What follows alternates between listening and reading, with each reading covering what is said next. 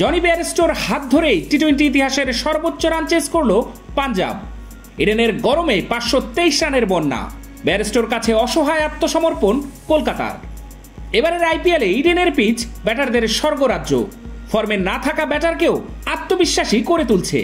আগের ম্যাচে royal Challengers বেঙ্গালুরুর রজত পতিদার রান পেয়েছিলেন। শুক্রবার ইডেন ফর্মে ফেরালো জনি বেয়ারস্টোকে, 100 রান করলেন তিনি। কলকাতা নাইট রাইডার্স প্রথমে ব্যাট করে 261 রান তোলে। পাঞ্জাব কিংস তারপরেও জিতল 8 উইকেটে। এমনভাবেও হারা যায়, ইডেন ফেরত কেকেআর সমর্থকদের চোখে মুখে হতাশা। বিশ্বাস করতে পারছিলেন না 261 রান তোলার পরেও হেরে যাবে দল। টি-20-র ইতিহাসে এই প্রথমবার 261 রান তাড়া করে জিতল কোনো দল। ঘরের মাঠে এর আগে রাজস্থান রয়্যালসের বিরুদ্ধে হেরেছিল কলকাতা। সেই ম্যাচে কেকেআরের ঘাতক ছিলেন ইংরেজ অধিনায়ক জস বাটলার। আর আজ আরেক ইংরেজ ব্যাটার ছেড়ে দে মা কেঁদে বাঁচি অবস্থা করে দিল কেকেআরের। যে বেয়ারস্টো নিয়মিত দলের সুযোগ পাচ্ছিলেন না, তিনি ইডেনে 48 বলে 108 রানের অপরাজিত ইনিংস খেললেন।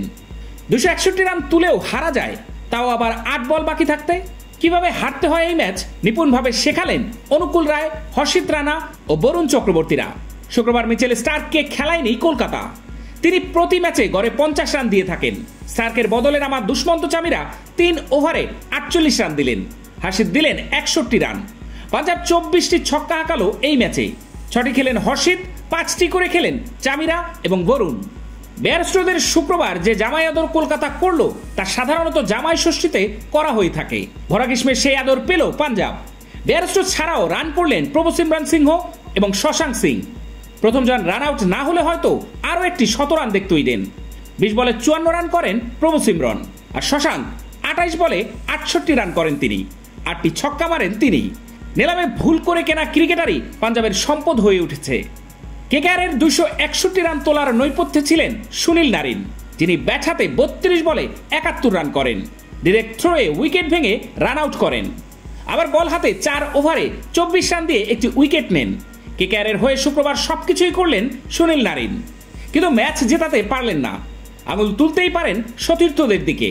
যে পিচে নারিন রান দিলেন না, উইকেট নিলেন, সেই পিচেই বাকিরা শুধু রান দিয়ে গেলেন। কেকেআর একটি ম্যাচ জিতলে পরের ম্যাচ হেরে যায়। তারা ব্যাট করার সময় পাঞ্জাব ক্যাচ ফেলার প্রদর্শনী না করলে হয়তো অনেক কম রানেই থেমে যেত কলকাতা। তাতে অন্তত লজ্জায় মুখ ঢাকতে হতো না, ভাবতে হতো না 261 রান তুলেও হারা যায়। কিন্তু সেই ঘটনা ঘটিয়েই ম্যাচ হারল কলকাতা।